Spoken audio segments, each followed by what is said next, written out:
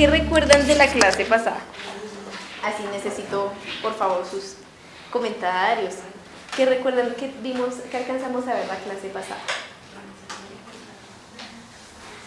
Están muy tímidos. Habíamos visto Hebreos de ¿cuál versículo a cuál versículo? Del 1 al 4. ¿Y se acuerdan cuál era la palabra más importante que habíamos leído en esa porción, en esa pericopa? Creer era una de las palabras más importantes. ¿Se acuerdan cuál era otra de las palabras súper importantes ahí? ¿Que Dios habló? Que Dios habló, sí. Había otra palabra súper importante ahí. ¿Cuál? Muy bien, muy bien. O sea, era una de las palabras súper importantes que habíamos visto la vez pasada. ¿Listo? Hagamos rápidamente la lectura. Vamos a hacerla todos juntos del 1 al 4. ¿Listo?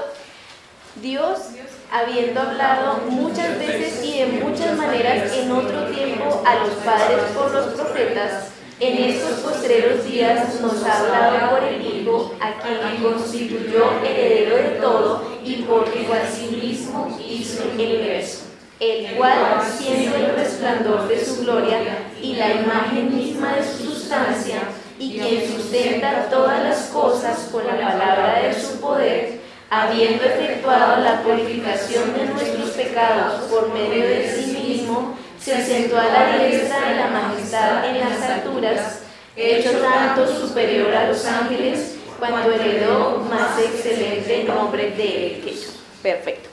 ¿Cuándo fue escrito el libro de Hebreos?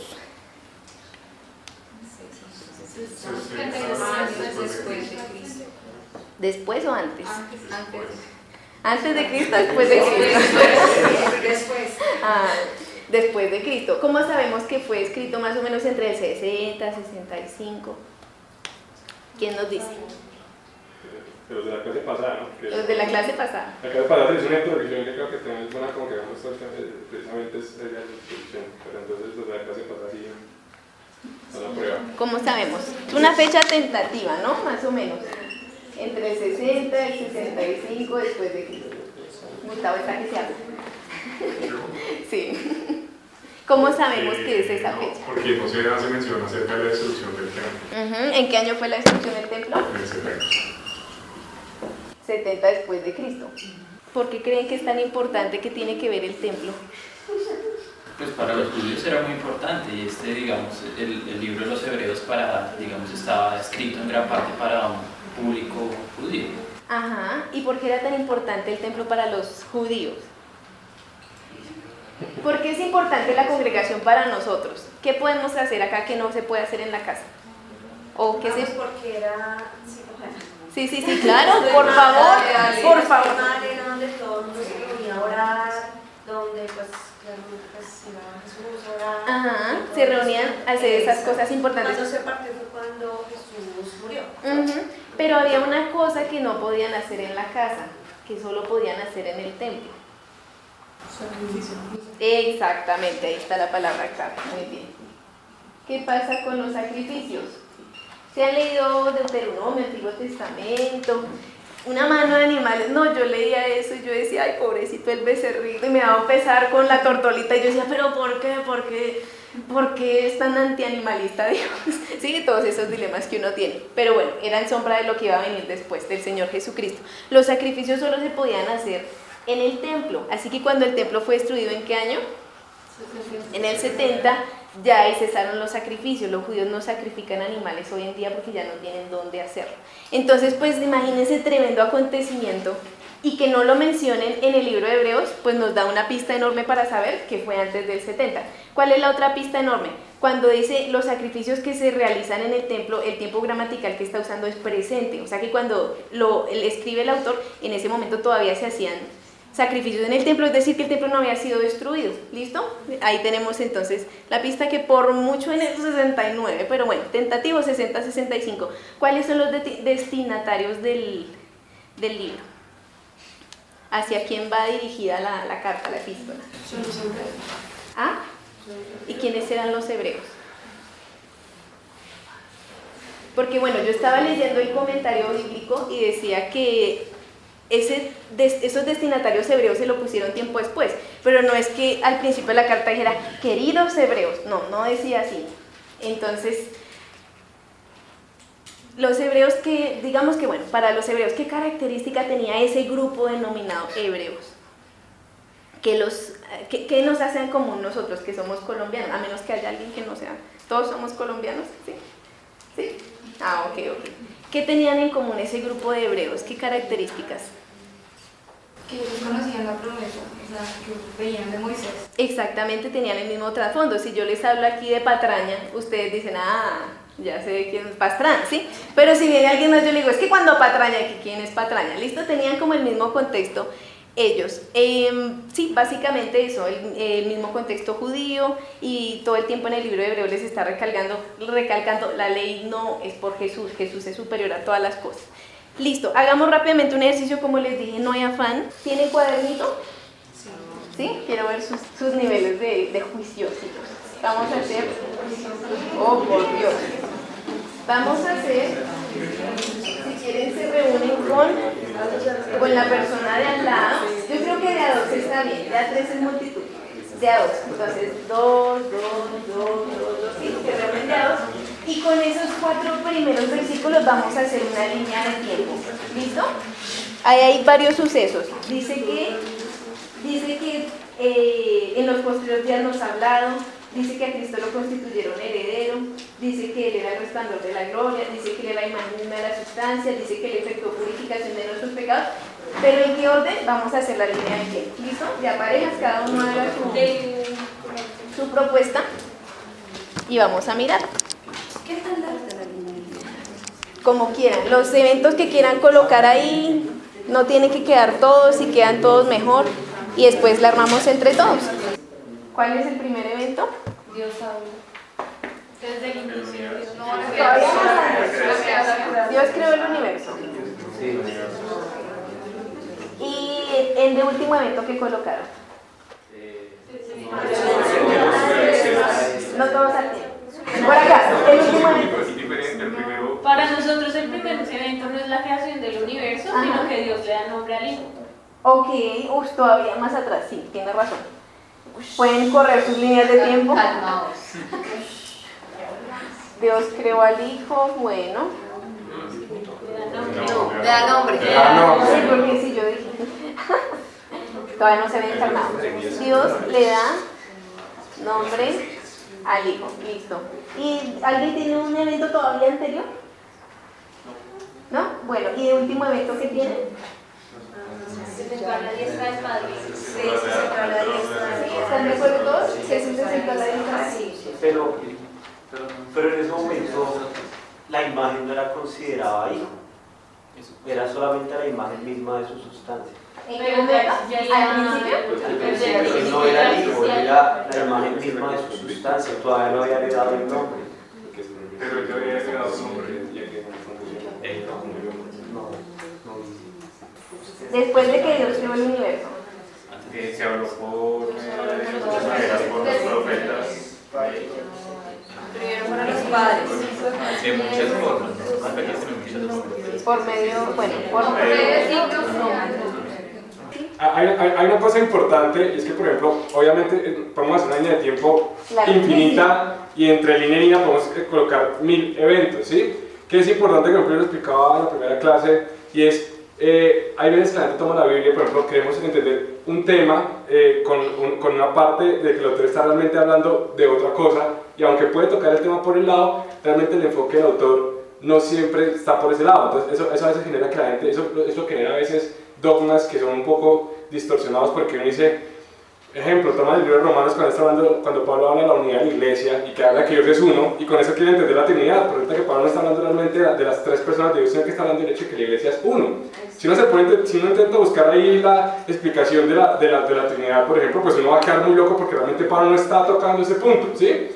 ¿Qué hacemos nosotros? Por ejemplo, el libro de Hebreos tiene un porqué y un significado que yo le dije la clase pasada, no lo voy a hacer ahorita porque creo que lo que quiere desarrollar Melissa ahorita. Y en las partes que estudiamos también el autor lleva algo, es decir, podemos colocar en 1000 eventos en esa línea, pero en ese momento, ¿cuál es la idea? Es enfocarnos en el texto que estamos, porque es que lo que estamos intentando es descifrar lo que el autor está dando en ese texto.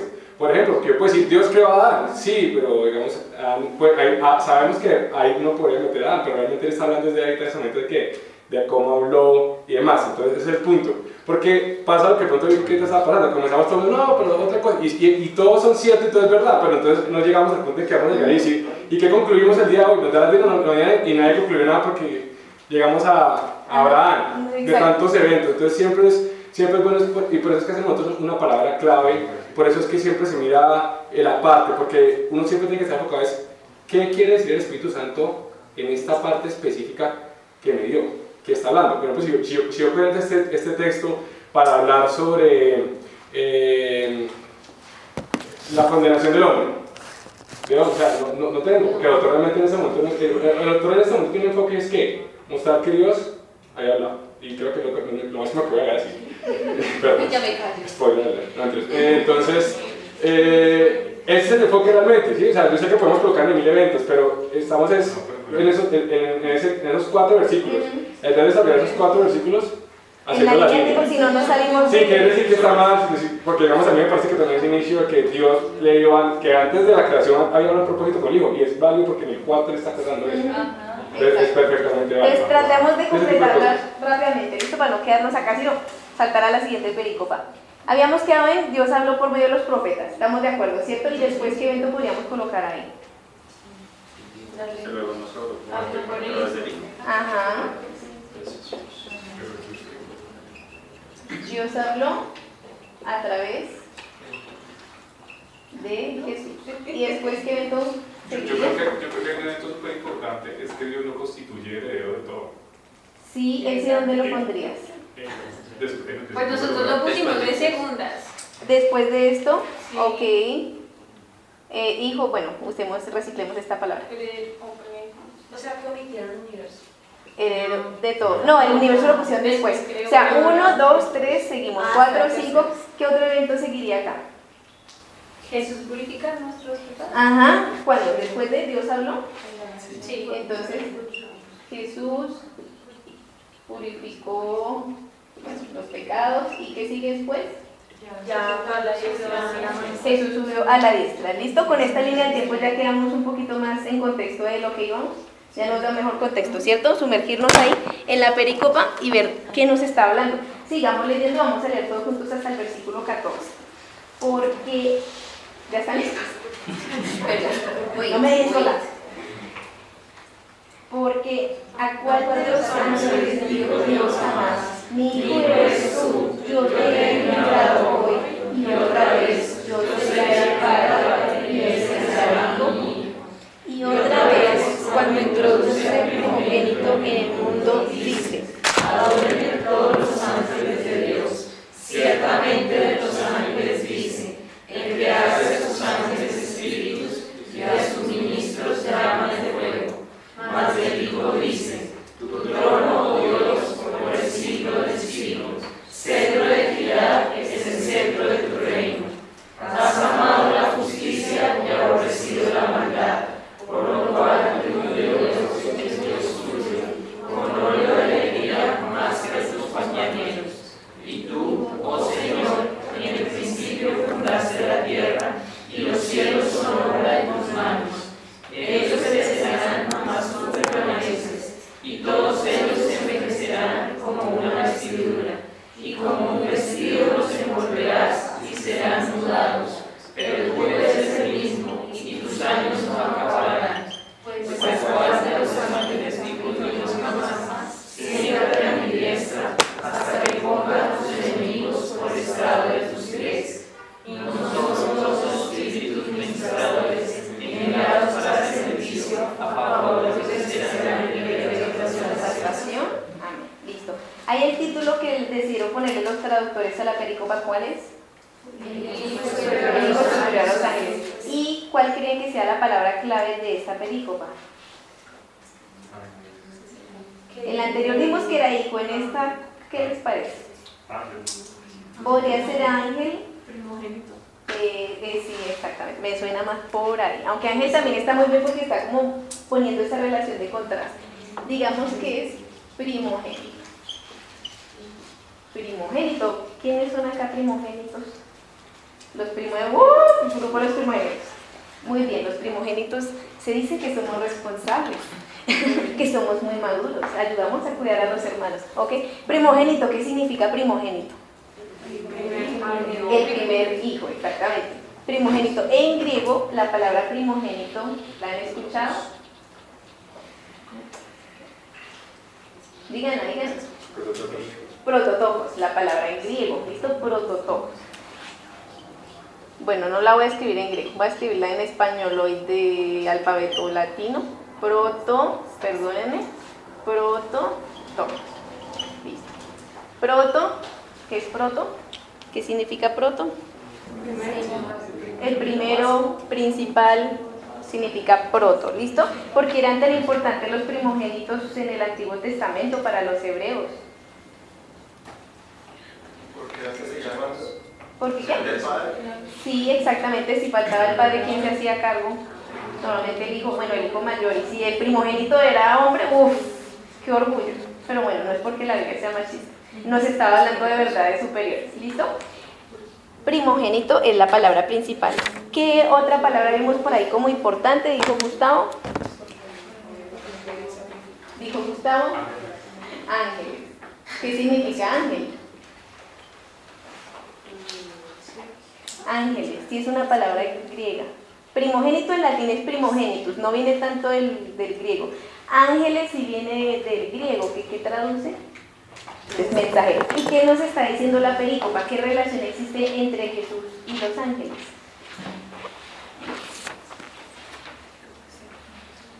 Pues él es superior a los ángeles. Exactamente, lo que nos está dejando aquí en claro. No sé si se dieron cuenta, no sé si sus Biblias tienen ahí concordancia, pero si tienen concordancia, la parte de abajo debe estar repleta de letricas.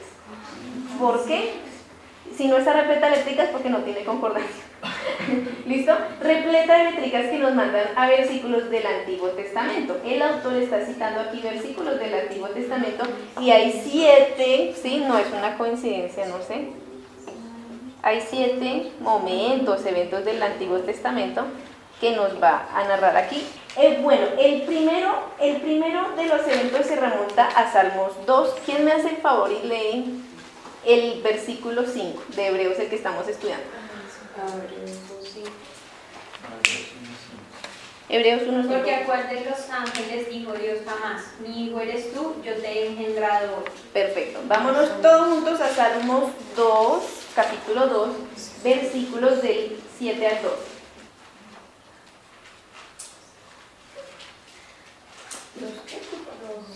Salmos 2, capítulo 2, versículo del 7 al 12. ¿Qué dice? Vamos a leerlo todos juntos. Yo publicaré el secreto que Jehová me ha dicho, y mi hijo eres tú, yo te engendré hoy. Pídeme y te daré por herencia a las naciones, y como posesión tuya los confines de la tierra. Los quebrantarás con vara de hierro, como vasija de alfarero los desmenuzarás. Ahora pues, oh reyes, sed prudentes, admitid amonestación, jueces de la tierra.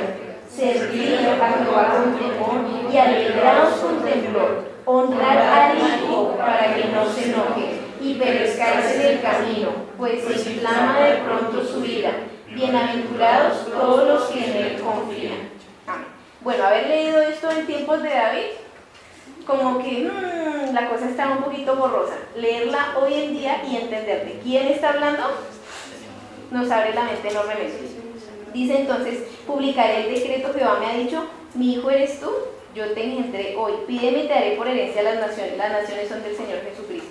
O sea, el mundo, toda la creación, todas las cosas están sujetas a él. ¿Y qué dice el 12 de nuevo? Honrad al Hijo para que no se enoje y perezcáis en el camino, pues se inflama de pronto su ira. Bienaventurados todos los que en él confían. Muy bien, esa nos está remitiendo el autor. También nos está remitiendo a otro evento. Vamos a 2 de Samuel.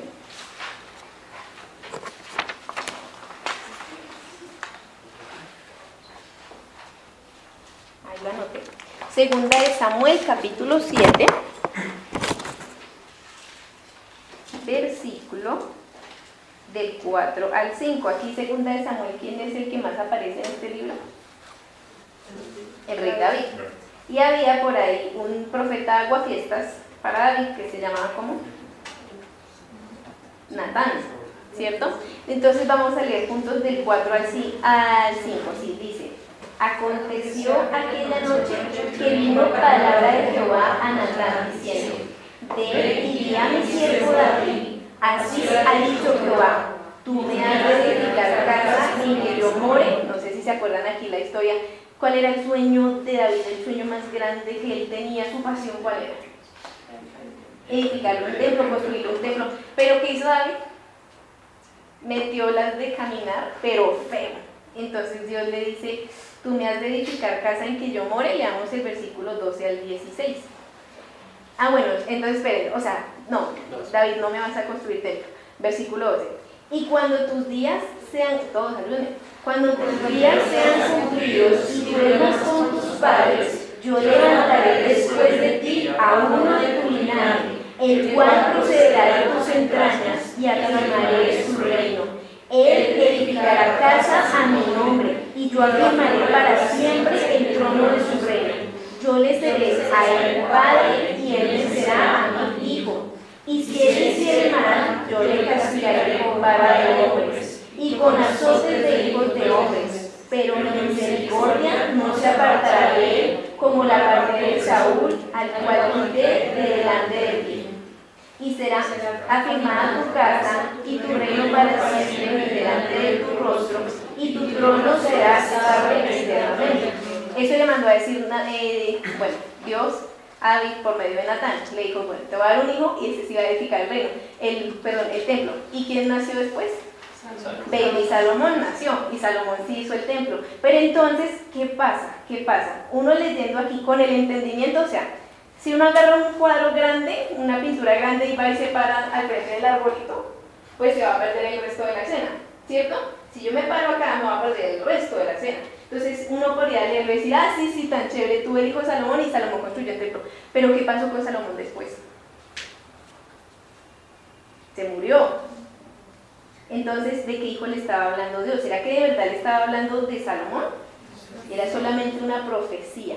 Le estaba hablando de Jesús. Entonces, con ese entendimiento le damos otra vez desde el 12. Cuando tus días sean cumplidos y duermas con tus padres, yo levantaré después a ti uno de tu linaje. ¿Cristo es del linaje de David? Sí, cumplida la profecía. El cual procederá de tus entrañas, es decir, descendiente, sí, y afirmaré su reino. Edificará casa a mi nombre. Ok, Salomón levantó un templo físico, pero Jesucristo, ¿cuál fue la casa que le edificó al Padre? ¿Cuál? No los escucho. ¿El cuerpo? ¿Cuál cuerpo? El de él y la iglesia. La iglesia, ¿de acuerdo? Porque Dios, ¿para qué quería una chola? O Dios, ¿para qué quiere un edificio? Entiende que nosotros somos el edificio vivo del Señor, el templo vivo del Señor, nosotros somos su templo. Y dice: afirmaré su reino, edificará casa a mi nombre, y yo afirmaré para siempre el trono de su reino. ¿Todavía Salomón es rey? No. Ellos, ni los judíos, los hebreos, no tienen rey. Pero ¿quién sí tiene un reino eterno? Jesucristo. Yo le seré a él padre, él me será a mí hijo. Si hiciere mal, yo lo castigaré con vara de hombres. Jesucristo no hizo mal. Ok, versículo 15: mi misericordia no se apartará de él. Versículo 16: será firmada tu casa, tu reino para siempre delante de tu rostro. Aquí está hablando de otra profecía. Pero tenemos más. La ñapa, Primera de Crónicas 22. Versículo del 6 al 11. ¿Listos? Leamos. Dice, ¿estamos ahí todos? Dice: llamó entonces David a Salomón, su hijo. ¿Ya estamos todos ahí? Sí. Versículo 6. Llamó entonces David a Salomón, su hijo, y le mandó que edificase casa a Jehová, Dios de Israel. Y dijo David a Salomón: hijo mío, en mi corazón tuve el edificar templo al nombre de Jehová mi Dios. Mas vino mi palabra de Jehová diciendo: tú has derramado mucha sangre y has hecho grandes guerras. No edificarás casa a mi nombre, porque has derramado mucha sangre en la tierra delante de mí. Imagínense, para que Dios se aterre y le diga: has derramado mucha sangre. He aquí te nacerá un hijo, el cual será varón de paz, porque yo le daré paz de todos sus enemigos en derredor. Por tanto, su nombre será Salomón, y yo daré paz y reposo sobre Israel en sus días. ¿Hubo paz y reposo sobre Israel en los días de Salomón? Sí, Salomón dice que no hubo reino tan esplendoroso como él, que tenía leones de oro al lado, que tenía pavos reales, que tenía, bueno, de todo. Dice, él edificará casa a mi nombre y me será a mí por hijo, yo le seré por padre y afirmaré el trono de su reino sobre Israel para siempre. Pero ¿alguien se acuerda cómo acabó Salomón? ¿Qué pasó al final con Salomón? ¿En qué acabó la vida de Salomón? Ahora, terminó adorando otros ídolos. Terminó adorando otros ídolos porque tenía disque 1000 mujeres, entonces pues le parecieron más chéveres los ídolos de las otras mujeres, entonces nada que ver. Y versículo 11, ahora pues hijo mío, Jehová esté contigo y seas prosperado y edifiques casa a Jehová tu Dios como él ha dicho de ti. Pero ya sabemos que esto es tan solo profecía porque nos está hablando del que sí iba a edificar ese templo eterno. De acuerdo, el Nuevo Testamento, ¿qué nos dice? Porque yo una vez hablaba con un musulmán, yo le dije, no, es que él es el Hijo de Dios. Y él dijo, no, él no es, la Biblia nunca dice que él sea Hijo de Dios. Yo le dije, ay, como que no, sí, venga, le muestro. Él dijo, no, es que todos somos hijos de Dios. Por eso es que dice así. Pero, ¿cuál es? Nada que todos somos hijos de Dios. O sea, está hablando de el Hijo. Vamos a Mateo 3. Cuando el Padre afirmó, mostró, lo publicó, que él era su hijo. Mateo 3, versículo 16 al 17. ¿Listos? Leamos juntos. Y Jesús, después que fue bautizado, subió luego del agua, y aquí los cielos le fueron abiertos, y vio al Espíritu de Dios que descendía como paloma y venía sobre él. Y hubo una voz de los cielos que decía, este es mi Hijo amado, en quien tengo complacencia. Ok, bien, bautismo. ¿Cuándo más habla del bautismo? Vamos a Lucas 3. Si quieren lo van anotando. Momentos en que el Padre, mostró, en los evangelios se mostró que Jesucristo era el Hijo. Cuando se bautizó, tenemos la cita de Mateo y tenemos la cita de Lucas 3. Lucas capítulo 3, versículo 21 al 22. ¿Lo tienen ya todos? Listo, leamos. Aconteció que cuando todo el pueblo se bautizaba, también Jesús fue bautizado, y orando el cielo se abrió, y descendió el Espíritu Santo sobre él en forma corporal como paloma, y vino una voz del cielo que decía, tú eres mi Hijo amado, en ti tengo complacencia. Muy bien. ¿En qué otro evento el Padre dijo, este es mi Hijo amado? ¿Se acuerdan? ¿En cuándo? La transfiguración. Muy bien, vamos a la transfiguración. Mateo 17,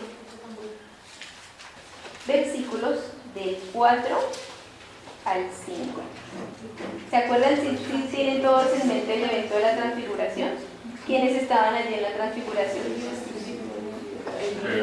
Pedro, Jacobo y Juan, su hermano. ¿Sí?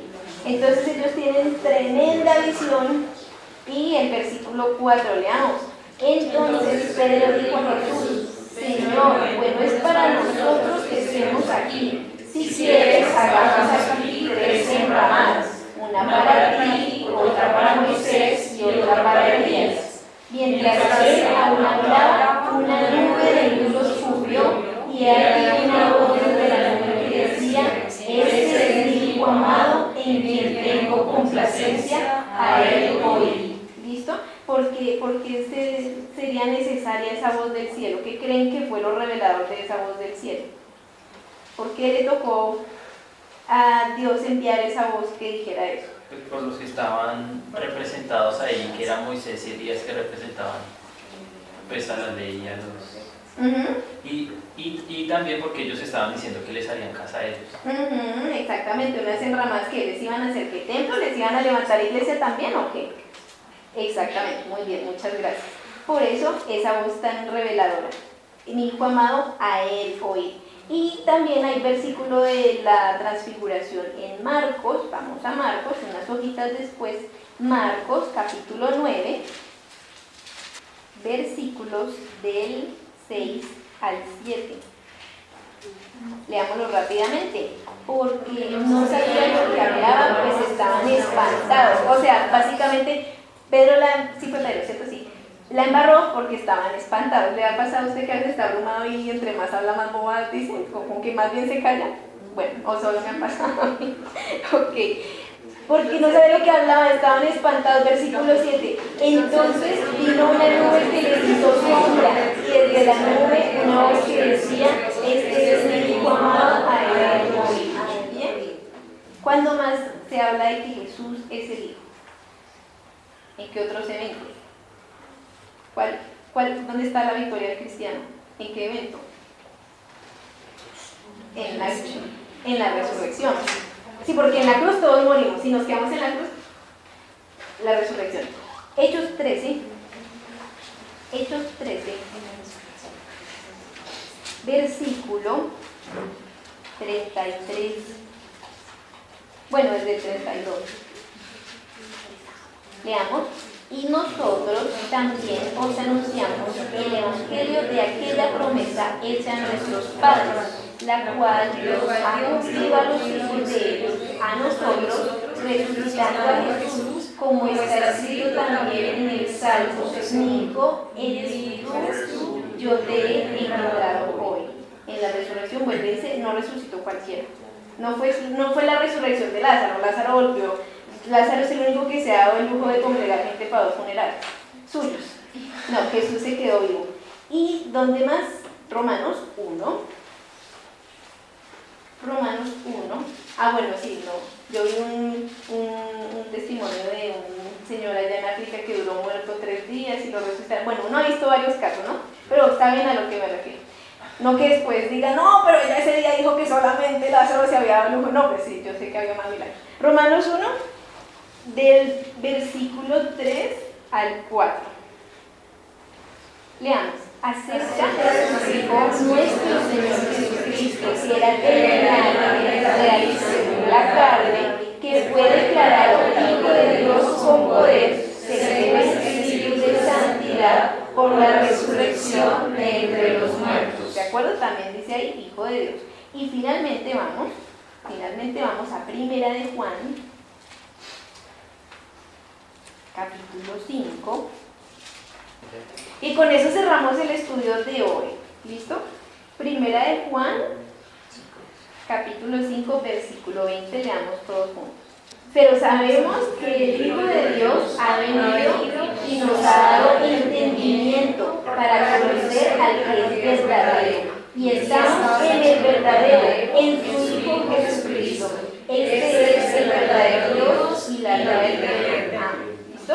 Entonces, en la pericopa estamos viendo 7 eventos que nos remitimos al Antiguo Testamento, que tenemos fundamento, respaldo en el Nuevo Testamento, y nos quedamos en el primer versículo: mi hijo eres tú. Como les dije al principio, no hay afán, no estamos corriendo, nos vemos en 8 días, para que sigamos aprendiendo. Bueno, no sé si tengan alguna pregunta antes de cerrarla, algún comentario o algo, porque lo importante, ¿qué pasa? Cuando uno estudia una cosa no es solamente teoría. En la universidad todos nos tocó hacer alguna práctica o una pasantía para aplicar lo que habíamos estado aprendiendo. Es la misma cuestión, no es cuestión de venir aquí a llenarse de conocimiento, porque necesitamos ponerlo por obra. Pero entonces al menos que hoy se nos quede que el Hijo es Dios, que el Hijo está por encima de todo, y que lo que usted es para servirle a Dios. Su perro, su gato, su carrera, su casa, su familia, lo que usted tiene, ¿para qué fue hecho?